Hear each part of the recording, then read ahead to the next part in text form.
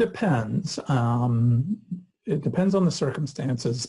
There will be instances where a board member or the board as a whole will approach myself as the attorney for the association and say, we have this issue that is within our declaration or within our bylaws, and we have the power to amend those, and we would kind of like to get your thoughts and opinions on what we are trying to accomplish.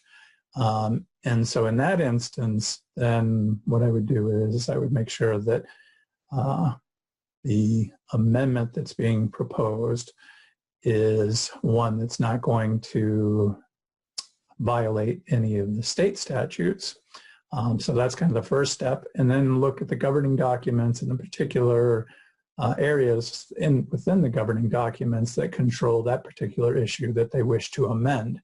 And there may be some additional areas that need to be amended because they're interwoven throughout the document, and the board may not be aware of that.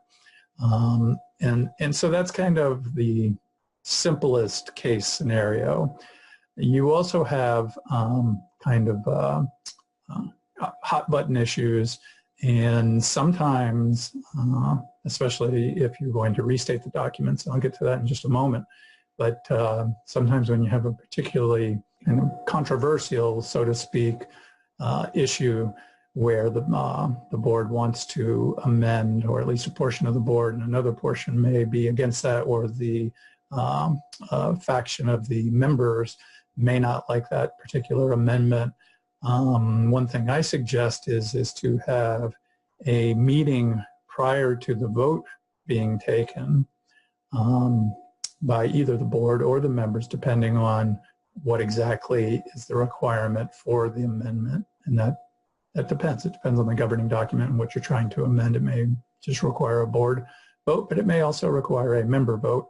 But what I suggest is to have a meeting where the public gets to speak, the public being the members of the association, not the general public, but the members get to speak, and the board kind of gets a feeling. And you know, in other scenarios in government, they call them workshops. And so you have a kind of an informal, even though you have to have the formalities of the notice and those types of things to make sure you comply with the statute and the governing documents to actually have the meeting. It's kind of an informal meeting where you let the residents kind of speak and kind of get a feel where they stand.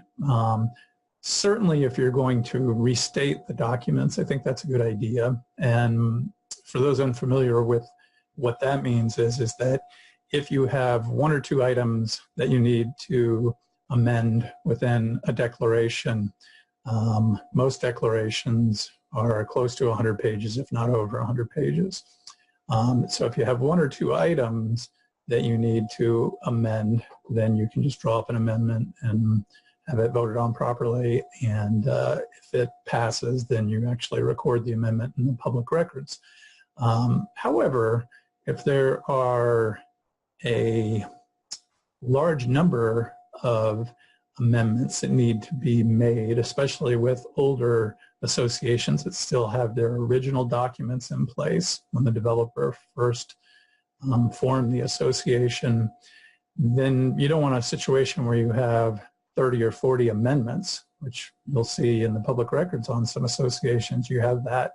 It's very difficult to keep track. So instead of doing that, what you do is you restate the declaration or the bylaws. And so what you do is you actually rewrite those and you record those as a single document. So now those become the governing documents. And they may relate back as far as what property has been committed to the association. But basically you have a whole new set of documents as opposed to having the original document and a huge number of amendments. And if you're going to do that, then I think it's very important to have the membership at least have the opportunity to come to a meeting to explain to them why the association is restating those documents, whether it's the declaration or the bylaws, and then to kind of go through, at least on the more important issues, why those are actually being restated or amended. And so they have an idea, as opposed to then just getting a copy of strikeouts and underlines showing what's been deleted and what's been added in the new document that's going to be recorded. So they have a good idea of what's being changed, because, you know, when they purchase their home or they have a tenancy within there, they know that the recorded documents that are in place in the public records are what they have to adhere to.